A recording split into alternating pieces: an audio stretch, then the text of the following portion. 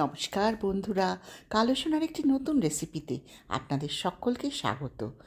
দেখেই বুঝতে পারছেন, পাথরের বাটিতে বসানো বেশ সলিড দেখতে সাদা দই বা টক দই। গরমে প্রত্যেকের বাড়িতেই এটি একটি অত্যাবশ্যক খাদ্য।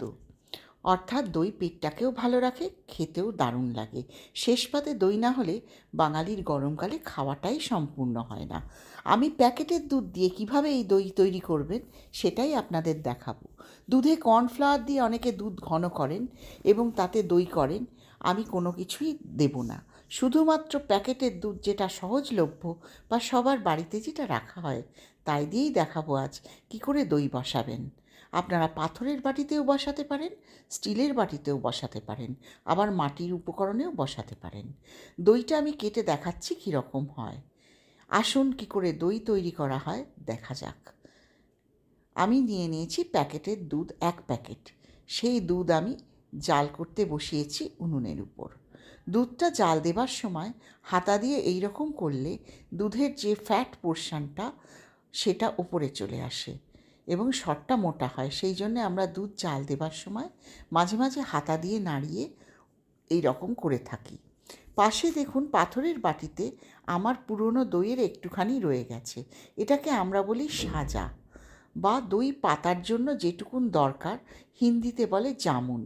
দুধটা কিছুটা গরম হবার পরেই 2 হাতা দুধ তুলে নিলাম এই জামুন বা সাজার বাটিতে। অর্থাৎ এই দইটা দিয়ে তৈরি করব দই বসানোর জন্য আমরা একটা সলিউশন। দইটাকে গরম দুধের মধ্যে ভালো করে চামচ দিয়ে গুলে নিতে হবে। এখানে কিন্তু কোনো রকম অন্য কিছু মেশানো হচ্ছে না। যেহেতু টক দই হচ্ছে সেহেতু আমরা শুধুমাত্র দুধ দিয়েই বসাবো। দেখুন চামচ দিয়ে খুব ভালো করে গরম দুধে দইয়ের সাজাটাকে আমরা গুলে নিচ্ছি। একবার বাইরে থেকে দই নিয়ে এলে এই মেথডে যদি আপনি করেন, বহুবার আপনি দই বাড়িতে বসাতে পারবেন বাইরে থেকে কেনা ছাড়াও। ভালো করে গুলে নেবার পর পাথরের বাটিটায় গরম দুধ আর দইয়ের মিশ্রণ তৈরি হয়ে গেল। তাতে এবারে মিশিয়ে দিচ্ছি গরম দুধ। দুধটা কিন্তু ফুটে ওঠেনি, লক্ষ্য করবেন। দুধটা গরম অবস্থায় মেশাতে হবে, খুব গরম করার দরকার নেই, মোটামুটি গরম করলেই চলবে। ফোটার অনেক আগেই কিন্তু দুধটা আমি এর মধ্যে নিয়ে নিয়েছি। এইবার যে মিশ্রণটা তৈরি করেছেন তার মধ্যে আবার ভালো করে নাড়ানাড়ি করে মিশিয়ে নিন দুধটা।